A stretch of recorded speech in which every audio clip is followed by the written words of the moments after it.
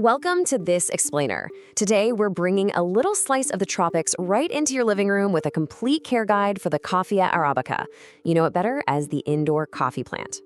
Now look, this isn't going to be just some boring list of watering rules. Instead, consider this a masterclass in reading your plant's signals. We're going to learn exactly how to dial in the perfect indoor setup so your plant absolutely thrives.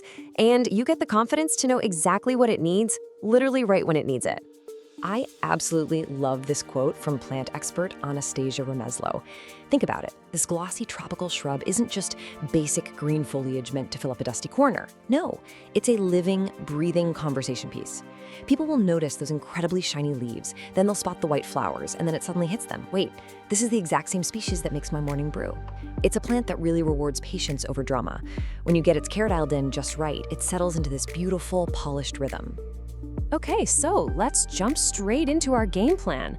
We're covering the coffee plant story, mastering the core care of light and water, perfecting the environment and soil, looking at the slow reward of flowers and fruit, and wrapping up with a quick plant clinic for troubleshooting. Part 1. The coffee plant story, a tropical understory. You know, to truly understand how to care for this plant, we really have to look at its roots in the Ethiopian highlands. Out in the wild, it actually lives beneath a canopy of much taller trees, so it thrives in this naturally soft, dappled light. Keeping that natural, shaded habitat in the back of your mind, that is the secret to literally every care decision we're going to make today. Now, let's manage our expectations right out of the gate. While coffee can grow into these massive trees outdoors, indoors, they're typically only going to reach about 4 to 6 feet tall. And honestly, that's perfect. We aren't trying to grow a giant ceiling-scraping tree in our living room, right? We want a compact, layered tropical shrub. Give it enough room, light, and humidity, and it holds this gorgeous, manageable shape beautifully. Part 2, core care, light and water, decoding the signals. This is where we lay down the absolute foundation. We're adopting a plant as communicator mindset here. Your coffee plant will actually do all the diagnostic work for you, provided you know how to listen to what it's saying. Remember how it's an understory plant? Because of that, it craves bright, indirect light. Think of the soft, filtered light under a forest canopy. Definitely not the harsh, burning rays of a bare windowsill. An east-facing window is usually your absolute best bet. If your plant starts stretching out, looking a bit sparse, or aggressively leaning toward the glass, that is your plant verbally asking you for more light. Oh, and give the pot a quarter turn every week to make sure it grows evenly on all sides. That keeps it looking nice and bushy. Watering is where that immediate feedback really comes into play. If you're overwatering, your plant is going to look limp, the lower leaves will turn yellow, and honestly, the soil might even smell a bit sour. On the flip side, underwatering looks totally different. The leaves get super thin and the edges will actually curl up and get crusty. It is entirely readable once you know these signals. The plant is literally telling you exactly which extreme you've leaned toward. So to avoid those wild watering extremes, top watering is definitely the way to go. But here is the golden rule. Write this down. Wait until the top 1 to 2 inches of soil are completely dry to the touch before you even think about reaching for the watering can. When it is time, pour the water slowly over the surface until it runs out the bottom. That flushes the pot and makes sure the whole root system is evenly soaked. And please remember to empty the saucer afterward. Your coffee plant loves steady moisture, but it absolutely despises sitting in a puddle. Part 3, environment, soil, and feeding. Replicating the forest floor. If you want to keep that foliage truly glossy and vibrant, we've got to match its natural habitat. We're aiming to recreate the rich chemistry, that constant airflow, and the steady humidity you'd find on a tropical forest floor. Look, a coffee plant's roots will easily suffocate in dense, heavy potting dirt. The absolute perfect recipe is 2 parts quality potting mix, 1 part perlite or pumice, and 1 part fine bark or cocoa chips. This creates a beautifully airy, slightly acidic mix that holds just enough moisture while draining incredibly fast. It behaves exactly like that rich, breathable forest floor we just talked about. When it comes to humidity, 50% or higher is your magic sweet spot. Now, sure, it can survive average home air, but dry indoor air will absolutely rob those leaves of their signature glossy shine. If you start seeing brown, crispy edges, that's your plant raising a little red flag that the air is just too dry. Group it with your other plants, keep it far away from heating vents, or fire up a room humidifier to keep it looking pristine, especially when winter rolls around. For feeding, a light touch is your best friend here. Feed your plant once a month during the active growing seasons, so spring and summer, using a diluted, balanced fertilizer. But a quick warning for you. Do not go heavy on the nitrogen. Too much nitrogen will force the plant to push out these soft, floppy, weak leaves, and it'll do it at the direct expense of our ultimate long-term goal, which is getting those beautiful blooms.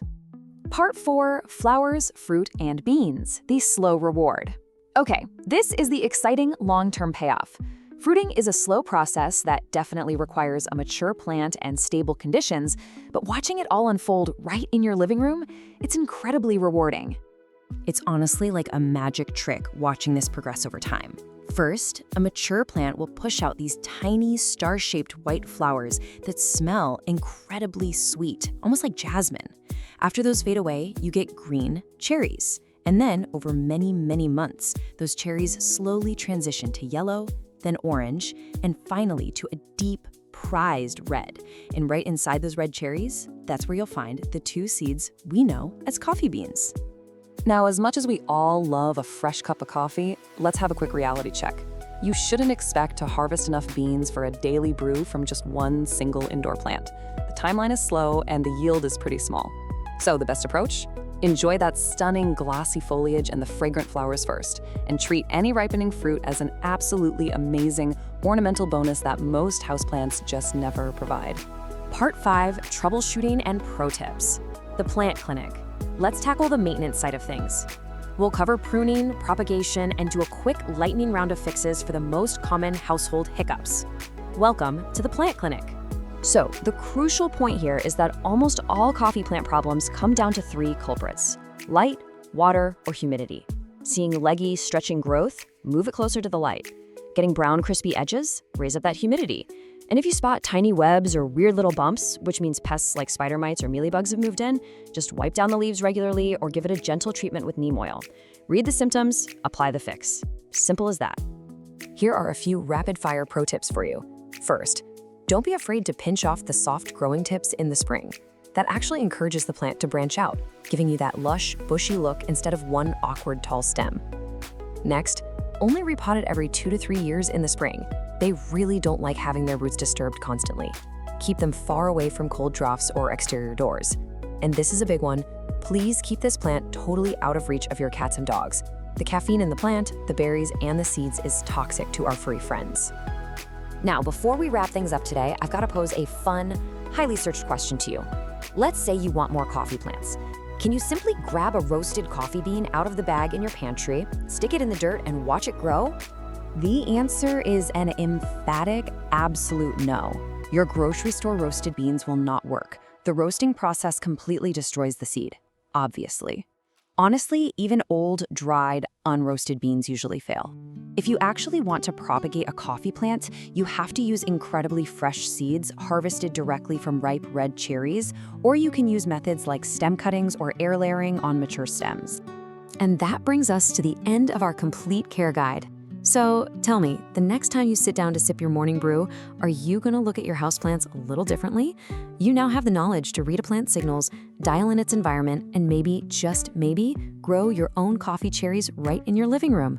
Thanks so much for joining me for this explainer, and I hope you're leaving fully prepped and eager to start your very own coffee plant journey.